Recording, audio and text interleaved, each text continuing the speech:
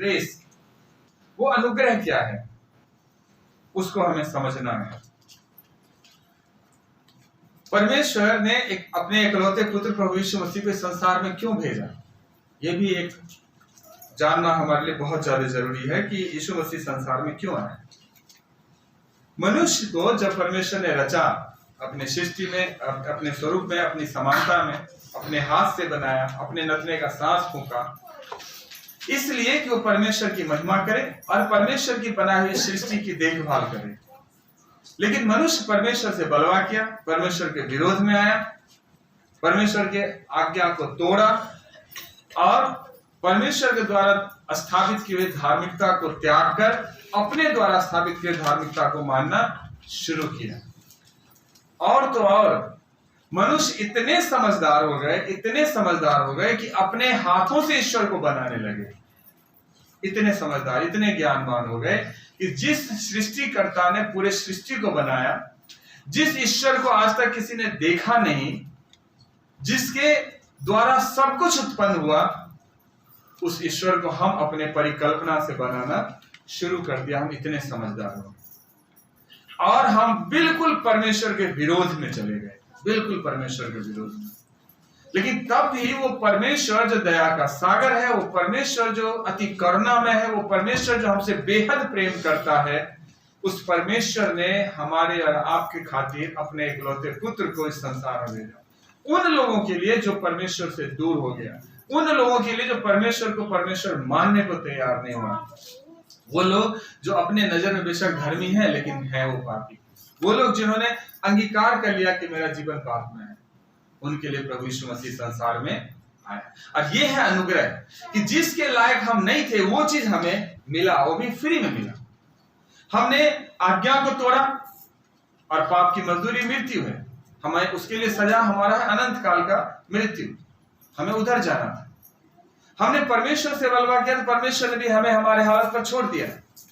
हर चीज हमने परमेश्वर के विरोध में किया, तब भी परमेश्वर ने हमें बचाने के लिए एक रास्ता खोला। वो है उसका अनुग्रह, वो है उसकी दया। अपने इकलौते पुत्र को हमारे खातिर वो बलिदान किया ताकि उस पर विश्वास मात्र से ही हमारा छुटकारा हो जाए, हम बच जाएं।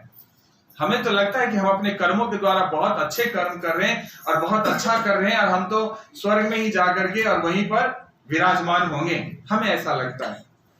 लेकिन परमेश्वर जानता है कि हमारा रास्ता किस तरफ जा रहा है, हमारी डायरेक्शन किस तरफ है, हम किधर जा रहे हैं।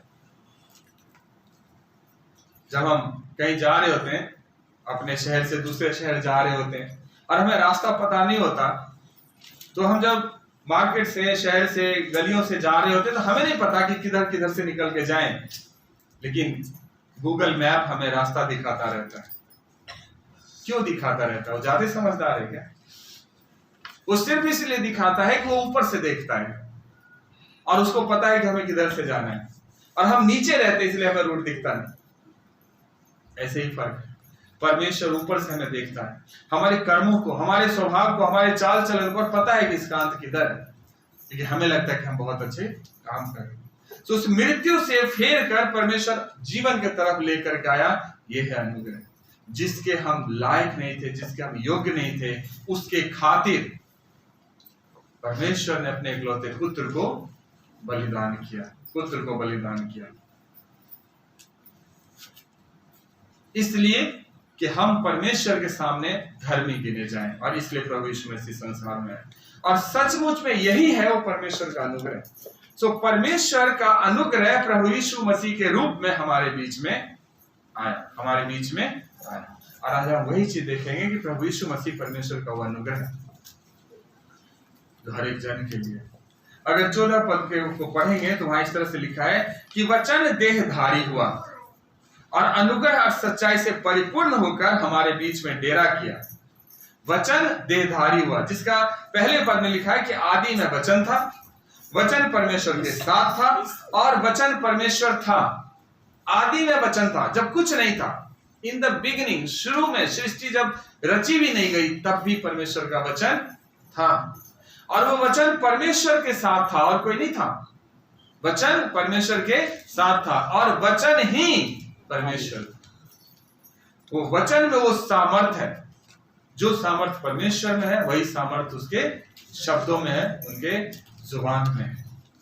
और ये उस टाइम था जब सृष्टि रचा गया। सो जो कुछ परमेश्वर ने बोला, अपने वचन की ताकत के द्वारा हर चीज की रचना किया, हर चीज को बनाया। और वही वचन 14 पद में कहता है कि वह वचन देहधारी हुआ। सृष्टि में हर चीज को रचने के बाद, कई सालों के बाद, गिनती नहीं कर सकता कितने साल बीत गए, उसके बाद 2023 साल पहले वही वचन जो आदि में परमेश्वर के साथ था, वही वचन जो परमेश्वर था, वही वचन आज से 2023 साल पहले अप्रोक्सीमेटली शरीर के रूप में आया, देहधारी होकर हमारे जैसे बनकर हमारे बीच में आया, मनुष्य के रूप में इस पृथ्वी पर आया।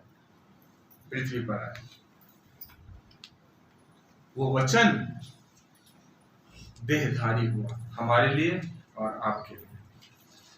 परमेश्वर का वचन कहते हैं कि जो प्रेम परमेश्वर हमसे रखता है वह इससे प्रकट हुआ कि परमेश्वर ने अपने इकलौते पुत्र को जगत में भेजा कि हम उसके द्वारा जीवन पाएं। यीशु मसीह इस संसार में इसलिए नहीं आया कि यहाँ के लाइफ स्टाइल को सीखें, मनुष्य बन के देखें, नहीं। वो इसलिए आया कि जो काम हम नहीं कर पा रहे थे, जो पाप हमने किया था, जो परमेश्वर से बलवा किया था, जो हमने परमेश्वर की आज्ञाओं को तोड़ा था, उन आज्ञाओं को मानकर परमेश्वर से मेल मिलाप करके, हम सब का परमेश्वर से मेल मिलाप करवा करके, क्रूस पर उस दुष्ट के लिए सारे बलिदान को दे करके और हमेशा हमेशा के लिए परमेश्वर के हाथ में हमें कर दिया, ताकि शैतान के सारे बंधन से हम छूट सके। वो एक बलिदान हुआ, एक यज्ञ के रूप में, एक आहुति के रूप में प्रभु यीशु मसीह का बलिदान हुआ, ताकि हम जो गलत काम किए थे, हम जो उससे बलवा किए थे, उससे हम क्या हो जाएं, छूट जाएं। तो जो काम हमें करना था अपनी धार्मिकता के लिए, जो काम हमें करना था उस जीवन में प्रवेश करने के लिए, वो सारे काम प्रभु यीशु मसीह ने हमारे और आपके लिए पूरा कर दिया। अब विश्वास मात्र से ही हमारा क्या है, छुटकारा होता है, उद्धार। इसलिए हमें उसमें शामिल होना है, हमें उसमें क्या होना है, शामिल होना है। और इसलिए परमेश्वर ने अपने इकलौते पुत्र को इस जगत में भेजा। पौलुस पहले तीमुथियुस के 3:16 में कहता है कि इसमें संदेह नहीं कि भक्ति का भेद गंभीर है, भक्ति का भेद गंभीर है, अर्थात वह जो शरीर में प्रकट हुआ, अर्थात प्रभु यीशु मसीह कैसे प्रकट हुआ, शरीर में, आत्मा में धर्मी ठहरा, सब कुछ को पूरा किया, स्वर्गदूतों को दिखाई दिया, अन्य जातियों में उसका प्रचार हुआ और जगत में उस पर विश्वास किया गया और महिमा में ऊपर उठा लिया गया। पूरी पृथ्वी के अंदर प्रभु यीशु मसीह का प्रचार हुआ, हर जाति, हर भाषा, हर जगह में यीशु के नाम का प्रचार हुआ। वो यीशु मसीह किसी एक जाति का नहीं है, किसी एक धर्म का नहीं है, किसी एक व्यक्ति विशेष का ईश्वर नहीं है, वो हर एक का ईश्वर है, सबका है, क्योंकि सबको उसने रचा है। वो किसी एक देश का नहीं है, वो सबका ईश्वर है। जो कोई उस पर विश्वास करेगा उसका परमेश्वर है, जो विश्वास नहीं करेगा उसका भी वो परमेश्वर है, लेकिन जीवन उसको देगा जो उसमें शामिल होगा, उस पर विश्वास रखेगा, वही। इसलिए हमें उस पर भरोसा रखना, उस पर विश्वास रखना। आगे कहता है कि वह अनुग्रह और सच्चाई से परिपूर्ण होकर हमारे बीच में डेरा किया और हमने उसकी ऐसी महिमा देखी जैसे पिता के इकलौते की महिमा, उसकी महिमा हमने ऐसी देखी। वो यीशु जो पूरे अनुग्रह से भरा हुआ था, परमेश्वर के पूरी महिमा से भरा हुआ था, पूरे अनुग्रह से भरा हुआ था, उन्होंने क्या सब किया। जो कब्र में 4 दिन से पड़ा हुआ था, उसको यीशु मसीह ने कहा बाहर निकल, वो बाहर निकल। जन्म के अंधे को बोला देखने लग, तो देखने लगा। कोढ़ी को बोला मैं चाहता तो शुद्ध हो जा, और शुद्ध हो गया। तो जो कुछ प्रभु यीशु ने बोला वो सब कुछ वैसे ही हुआ जैसे सृष्टि में परमेश्वर ने बोला आकाश बन जा, पृथ्वी बन जा, सूरज बन जा, चंद्रमा बन जा। जो चीज बोलते गए और वो चीज बनते गए, वैसे यीशु मसीह बोलते गए और हर चीज बनते गए। मेरे प्रिय, मैं बता दूं, यीशु मसीह एक लौता ऐसा ईश्वर है जिसने कभी भी हथियार नहीं उठाया, न्याय करने के लिए या अपनी पावर दिखाने के लिए, कभी भी नहीं उठाया। वो परमेश्वर है, जो कुछ उन्होंने बोला होता हुआ चला गया। जब बोलने से हो गया तो हाथ पैर चलाने की क्या जरूरत है ना? बोलने से इतनी सामर्थ्य उसमें। यूहन्ना इसके बारे में प्रचार देता है, प्रचार करता है। लिखा है कि यूहन्ना ने उसके विषय में गवाही दी और पुकार कर कहा कि ये वही है जिसका मैंने वर्णन किया, जो मेरे बाद आ रहा है वो मुझसे बढ़कर है, क्योंकि वह मुझसे पहले था।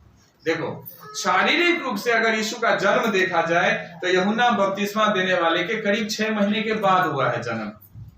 लेकिन वो यूहन्ना बपतिस्मा देने वाला कहता है कि मैं हूं उससे पहले, यीशु है उससे पहले है। वो आदि में है, वो आज से नहीं है, वो आदि में है, वो मुझसे बड़ा है। वो गवाही देता है यूहन्ना बपतिस्मा देने वाला कि मैं तो तुम्हें पानी से मन फिराव का बपतिस्मा देता हूं, परंतु जो मेरे बाद आने वाला है वो मुझसे शक्तिशाली है, मैं उसकी जूती उठाने के योग्य नहीं, वह तुम्हें पवित्र आत्मा और आग से बपतिस्मा देगा। हालेलुया। यूहन्ना बपतिस्मा देने वाले ने बोला कि मैं तो तुझे पानी से मन फिराव का बपतिस्मा देता हूं, लेकिन जो मेरे बाद आने वाला है मैं इस योग्य भी नहीं हूं कि उसका जूता भी उठा सकूं। पुराने जमाने में जूता उठाना सेवक का काम होता था, गुलाम होते थे, दास होते थे, वो उठा के ले जाते थे, सेवकाई का हिस्सा। लेकिन क्या है कि मैं इस योग्य भी नहीं हूं, उसकी सेवा, उसका सेवक कहलाऊं, उसका दास कहलाऊं। वो इतना सामर्थी है, वो सर्वशक्तिमान ईश्वर है। और वो तुम्हें मन फिराव का बपतिस्मा कैसे देगा? पवित्र आत्मा और आग से। इसीलिए आज जब वो आग से और पवित्र आत्मा से लोग बपतिस्मा पाए हुए हैं, तो इस संसार में विश्वास करने के वजह से इतनी सताए जाते हैं, इतनी ताड़ना होती है, इतनी उलाहना दिया जाता है, इतना परेशान किया जाता है, लेकिन तब भी वो चिल्ला चिल्ला कर कहता है कि यीशु मेरा प्रभु है, यीशु मेरा प्रभु है, यीशु मेरा प्रभु है। क्योंकि वो आग से भरा हुआ, पवित्र आत्मा से भरा हुआ, मनुष्यों की फिक्र नहीं करता, वो परमेश्वर की फिक्र करता है, जिसने उसे मन फिराव के लिए चुना है। बहुत लोग तरह तरह की बातें करते हैं, सताते हैं, दुख देते हैं, तकलीफ देते हैं, उलाहना लगाते हैं, बहुत सारे लांछना लगाते हैं, लेकिन हर चीज के बावजूद कुछ भी हो जाए वो क्या कहता है? यीशु मेरा प्रभु, उसने मुझे जीवन दिया है। ये कैसे बोल पा रहा है? उसके अंदर वो आग है, उसके अंदर वो पवित्र आत्मा है, जिसके वजह से वो हजारों के भीड़ में खड़ा होकर के बड़े ही साहस के साथ ये बोलने पाता है, क्योंकि यीशु ने उसे पवित्र आत्मा आग से उसका क्या किया है? बपतिस्मा दिया। वही यूहन्ना कहता है कि वह वही है जिसके विषय मैंने कहा था कि वह पुरुष मेरे पीछे आता है, जो मुझसे श्रेष्ठ है, क्योंकि मुझसे पहले है, मुझसे श्रेष्ठ है। ये यूहन्ना बपतिस्मा देने वाले ने गवाही दिया है। 16 पद को अगर देखें तो वहां लिखा है, क्योंकि उसकी परिपूर्णता से हम सब ने प्राप्त किया, अर्थात अनुग्रह पर अनुग्रह। उसकी परिपूर्णता से हम सब ने प्राप्त किया, अनुग्रह पर अनुग्रह। एक दो गलती करता है तो माँ बाप भी बच्चे को डांट देता है, मारता है और कहता है दूर हो जा मेरे सामने से, अगर एक गलती करता है। लेकिन हमारे यीशु मसीह को देखो, हर दिन हम गलती करते हैं, हर दिन हम उसकी आज्ञाओं को तोड़ते हैं, हर दिन उसे माफी मांगते हैं, हर दिन उसके सामने आंसू बहाते हैं, और फिर दूसरे दिन पुनर्मुश्किल हो वही गलतियां फिर दोहराते हैं, उन्हीं बातों के लिए फिर माफी मांगते हैं, और प्रभु फिर हमें माफ करते हैं, फिर हमें क्षमा करते हैं। ना तो उन्होंने कभी आशीष में कमी करी, ना कभी अपने प्रेम में कमी करी, ना अपनी उपस्थिति में कभी कमी करी। अगर आप देखना चाहते हैं तो निर्गमन की किताब को उल्टा के पढ़ लीजिए कि इस्राएल ने बात बात पर कुरकुराता रहा, हर चीज अपने आंखों के सामने देखा, कैसे लाल सागर सूख गया, कैसे पत्थर से पानी निकला, कैसे परमेश्वर ने मन्ना खिलाया, कैसे बटेरे दी उन्हें खाने के लिए, हर चीज अपने आंखों से देखा है। देखा कि कैसे मिस्री राजा और सेना मारे गए, सब देखा है। देखा कि आगे कैसे हमें विजय मिला, लेकिन उसके बावजूद भी लड़ता है मूसा से। क्यों? मिस्र देश में मरने के लिए जगह नहीं था, तो हमें जंगल में ले आया। उनको प्याज और ककड़ी याद आता है, लेकिन तब भी परमेश्वर ने ना तो रात को आग का खंभा बनना छोड़ा और ना ही दिन में बादल बनना छोड़ा। हमेशा परमेश्वर साथ रहा, हर जरूरतों को उस जंगल में पूरा करता रहा। हमारा परमेश्वर ऐसा विश्वास योग्य प्रभु है। इतनी अनुग्रह पर अनुग्रह हमने पाया। हम अपने घर में बैठे थे, हम कहाँ गए थे कहीं तपस्या साधना करने या कहीं बहुत कठिन परिश्रम करने, घर बार त्याग कर, कहीं नहीं गए थे, हम घर में थे। और मुझे तो प्रभुत्व मिला जो मैं फांसी बांध रहा था अपने गले में, फांसी लगाने की सोच रहा था। तब प्रभु ने हमें कहा कि उठ और मेरे पीछे चल, ये सब काम करने का वक्त नहीं है। तब परमेश्वर हम पर अनुग्रह किया, हम पर दया करा। जब हम पापी ही थे तभी वो परमेश्वर ने हमें चुन लिया, और इसलिए चुना कि हम उसके राज्य के लिए वारिस बने, इसलिए चुना कि हम धर्मी गिने जाए परमेश्वर के सामने। इतना उसने अनुग्रह से हमें परिपूर्ण किया, और हम सब ने अनुग्रह पर अनुग्रह उससे प्राप्त किया। कुलुसियों 1:19 में लिखा है, क्योंकि पिता की प्रसन्नता इसी में है कि उसमें सारी परिपूर्णता वास करे। परमेश्वर को अच्छा लगा कि सारी परिपूर्णता उसमें वास करे। जबकि दूसरी जगह वही कुलुसियों 2:9-10 में लिखा है कि उसमें ईश्वरत्व की सारी परिपूर्णता सदैव वास करती है। यीशु में ईश्वरत्व की सारी परिपूर्णता। फिलिपुस ने एक बार पूछा, हे प्रभु मुझे पिता को दिखा दे। परमेश्वर से मिलना चाह रहा था। यीशु ने बोला, तू आज तक ना समझ है, अभी तक तुझे समझ नहीं आया, इतने दिनों से मेरे साथ रह रहा तभी भी अभी तक तुझे समझ नहीं आया। अरे जिसने मुझे देख लिया उसने पिता को देख लिया, पिता को देख लिया। क्योंकि यही पौलुस कहता है कि he is the image of living God. वो जीवित परमेश्वर का रूप है, अदृश्य परमेश्वर का दृश्य रूप है। Christ Jesus is the visible form of invisible God. नहीं दिखने वाले परमेश्वर का दिखने वाला रूप अगर है कोई तो वो प्रभु यीशु मसीह है। नहीं दिखने वाले ईश्वर का दिखने वाला रूप कौन है? वो प्रभु यीशु मसीह है। प्रभु यीशु मसीह है। 17 और 18 पद में इस तरह से लिखा है कि इसलिए कि व्यवस्था तो मूसा के द्वारा दी गई, परंतु अनुग्रह और सच्चाई यीशु मसीह के द्वारा पहुंची। परमेश्वर को किसी ने कभी नहीं देखा, इकलौता पुत्र जो पिता की गोद में है उसी ने उसे प्रकट किया।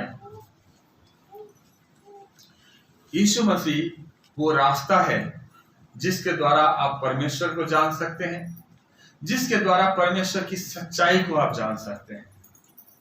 और कोई रास्ता है ही नहीं जिसके द्वारा आप परमेश्वर तक पहुंच सकते हैं या परमेश्वर को जान सकते हैं। कोई रास्ता नहीं है।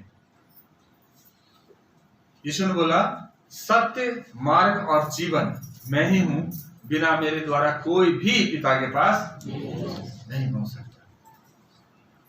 आज क्यों लोग उस सच्चे, सबको पता है कि परमेश्वर एक है, सबको पता है, हर धर्म के लोग जानते हैं कि परमेश्वर एक है।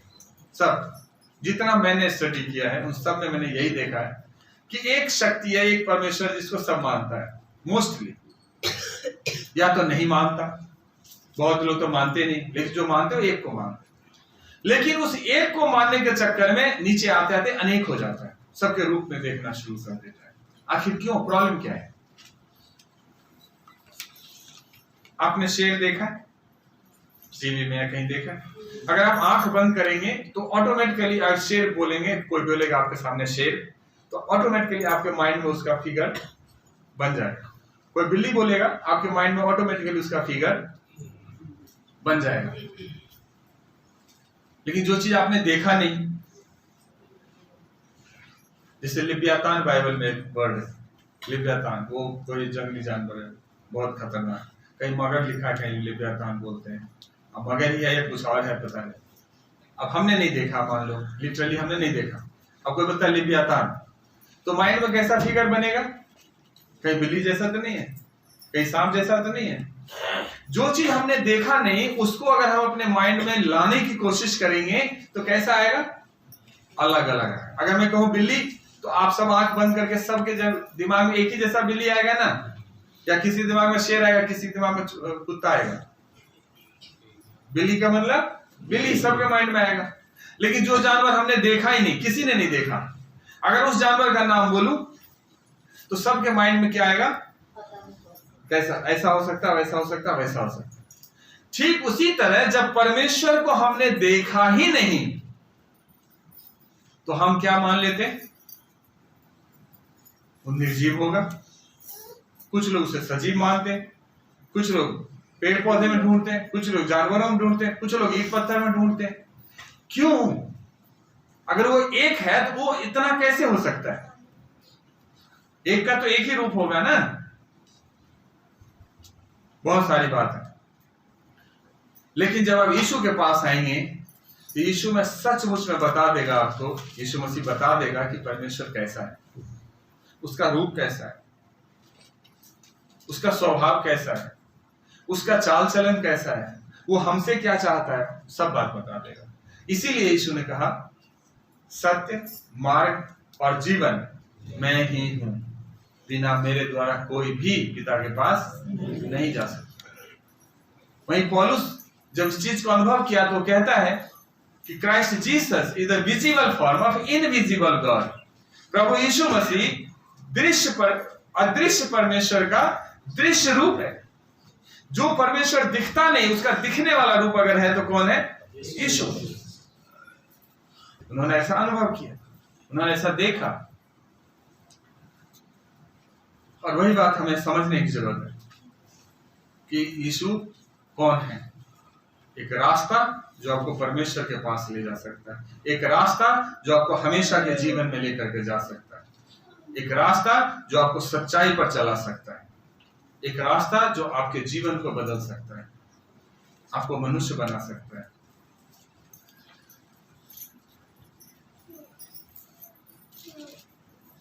रोमियो 5 में लिखा है 20-21 में कि व्यवस्था बीच में आ गई, अपराध बहुत हुआ, परंतु जहां पाप बहुत हुआ वहां अनुग्रह उससे भी अधिक हुआ। कितनी अद्भुत बात है। जहां पाप बहुत हुआ वहां अनुग्रह भी बहुत हुआ। हमारे प्रभु यीशु मसीह के द्वारा अनुग्रह भी अनंत जीवन के लिए धर्मी ठहराते हुए राज्य करता है। जैसे पाप ने मृत्यु फैलाते हुए राज्य किया, वैसा ही प्रभु यीशु मसीह के द्वारा अनुग्रह भी अनंत जीवन के लिए धर्मी ठहराते हुए राज्य करता है। इसको कैसे समझेंगे? मान लीजिए एक इंसान के दो बेटा है। एक बेटा है जो आज्ञाकारी है, माँ बाप का कहा हुआ मानता है, माँ बाप जैसे समझाता है वैसे मानता है। और एक है तो कहता है पूरब जाने तो जाता पश्चिम में, कहता है ये करो तो कर कुछ और आ जाता है। अब हकीकत बताओ, आपको किस बच्चे की सबसे ज्यादा टेंशन होगी? जो आपकी बातों को मानता है उसकी, या जो बात नहीं मानता उसकी? किसकी? सबने कहा जो बात नहीं मानता उसकी टेंशन ज्यादा होता है। आप सोचेंगे कि उसको थोड़ा ज्यादा समझाओ, उसको ज्यादा दुलार करूं, उसको ज्यादा प्यार करूं, उसको थोड़ा ज्यादा कुछ चाहिए, सामान चाहिए तो वो ज्यादा दे दूं, उसको थोड़ा बढ़ चढ़ के मानूं ताकि वो क्या हो जाए? सुधर जाए। ये जो आपके अंदर हृदय है ना, जो परमेश्वर का दिया हुआ है, सेम चीज परमेश्वर सोचता है। इस संसार में परमेश्वर के दो तरह की औलाद है। एक वो औलाद है जो परमेश्वर की आज्ञा का पालन करके परमेश्वर के पीछे चल दिया। परमेश्वर से चल, तू तो चल ही रहा है ना, धीरे धीरे चल। लेकिन जो चलने को तैयार नहीं, पाप में डूबे हुए, गलत काम करने में, परमेश्वर की बात को मानने में नहीं तैयार है, परमेश्वर उसके ऊपर ज्यादा अनुग्रह करता है, ज्यादा दया करता है, ज्यादा उससे प्रेम करता है ताकि वो भी प्रभु में जल्दी से क्या हो जाए? आ जाए, वो भी सुधर जाए, उसके भी दिन बदल जाए, वो भी जीवन में प्रवेश करे। जलन नहीं होनी चाहिए हमारे अंदर कि परमेश्वर नए विश्वासी की प्रार्थना क्यों खट से सुन लेता है, प्रभु उनकी क्यों सुन लेता जो प्रभु को सही से जानता भी नहीं। क्योंकि प्रभु हमसे भी प्रेम करता है, लेकिन प्रभु उससे भी बहुत प्रेम करता है ताकि वो जो बिगड़ा हुआ है वो सुधर कर प्रभु के चरणों में आ जाए। इसलिए परमेश्वर ने अपने पुत्र प्रभु यीशु मसीह के द्वारा ज्यादा से ज्यादा अनुग्रह किया, ज्यादा से ज्यादा अनुग्रह किया ताकि हर एक पापी मन फिराकर प्रभु के चरणों में आ जाए। जब हम पापी ही थे तभी यीशु क्रूस पर हमारे लिए मरा। यीशु मसीह धर्मी के लिए नहीं आए संसार में, नहीं धर्मी के लिए क्रूस पर चढ़ा, वो पापियों के लिए आया, लेकिन पाप में रहने के लिए नहीं आया, आपको पाप में रखने के लिए नहीं आया, बल्कि हमें उस पाप से निकाल कर धार्मिकता के मार्ग पर चलाने के लिए आया है। वो हमसे चाहता, बेशक हम पाप में थे, लेकिन जिस दिन हमारी यीशु मसीह से मुलाकात हो गई, उसी दिन हमें उस पाप को छोड़ करके सही रास्ते पर हमें चलना है, और तभी परमेश्वर हमारे जीवन को और भी आशीषित करता है। एक बार समझाएंगे ना बिगड़े हुए को, 2 बार समझाएंगे ना, 10 बार समझाएंगे ना, अगर नहीं समझेगा तो लास्ट में क्या करेंगे? थक हार के डंडा उठाएंगे, नहीं निकल जा घर से, फिर दोबारा लौट के मत आइए। सेम परमेश्वर की वही स्वभाव है। परमेश्वर बार बार समझाता है, बार बार समझाता, मेरे बेटी सुधर जा, बेटा बेटी सुधर जा, मेरे पास आ जा। और लास्ट में जब नहीं अड़ जाएंगे, नहीं जी हम तो नहीं आएंगे, जा मर, फिर मरने के बाद फिर मेरे पास पहुंचना पड़ेगा, तब मैं बताऊंगा तुझे, आजा लौट के, जब प्रॉपर्टी में हिस्सा लेने आएगा तब बताऊंगा, अभी तो ऐश कर, है ना, जब भटक के दुनिया से थक हार के आएगा, अब हिस्सा दे दो तब बताओ, यही बोलते हैं ना। ठीक वैसे ही परमेश्वर न्याय के दिन करेगा, इसलिए हमें क्या करना है? सुधरना है। तो यीशु मसीह हमारे जीवन में जब आया, तो अब जब यीशु हमारे जीवन में है, तो पाप हम पर प्रभुता नहीं कर सकता, पाप हमें खींच नहीं सकता, क्योंकि तुम व्यवस्था के अधीन नहीं वरन अनुग्रह के अधीन हो। जब परमेश्वर ने मूसा के द्वारा व्यवस्था दिया, तो व्यवस्था इस बात के लिए नहीं दिया कि तुम पाप से बच जाओगे, बल्कि इसलिए दिया कि तुम पाप से अपने आप को बचाने की कोशिश कर सकते हो, है ना। पाप तो तुझे घेरा रहेगा, लेकिन एक हद तक तुम क्या कर सकते हो? अपने आप को उससे बचाने की कोशिश कर सकते हो।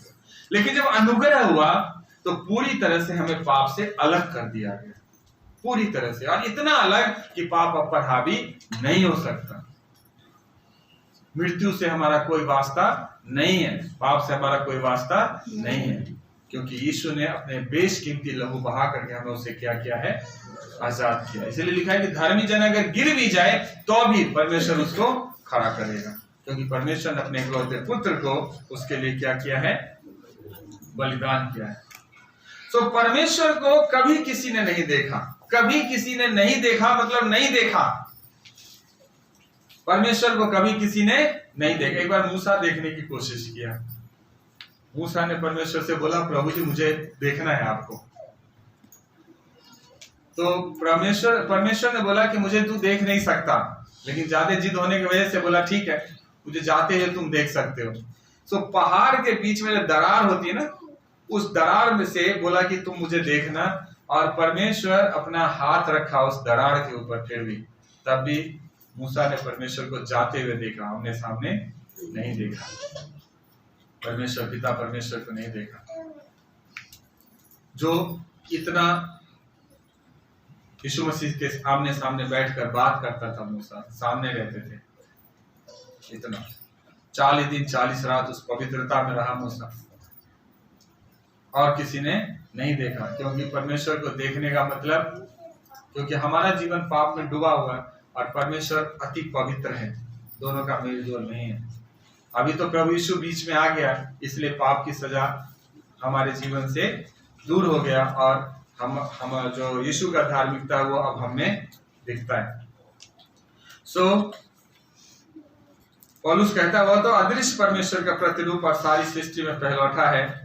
मेरे पिता ने मुझे सब कुछ सौंपा है, कोई पुत्र को नहीं जानता केवल पिता, और कोई पिता को नहीं जानता केवल पुत्र, और वह जिस पर पुत्र उसे प्रकट करना चाहे। यीशु ने क्लियर शब्दों में बोला कि कोई पिता को नहीं जानता, केवल पुत्र जानता है, और कोई पुत्र को भी नहीं जान सकता, केवल पिता जानता है, और पुत्र जिस पर चाहे प्रकट कर सकता है। पिता तक पहुंचने का जो रास्ता है वो सिर्फ एक रास्ता है, और वो रास्ता है प्रभु यीशु मसीह। बिना उसके हम वहां तक नहीं पहुंच सकते, वहां तक नहीं पहुंच सकते। आज जो हम लोगों ने सीखा है वो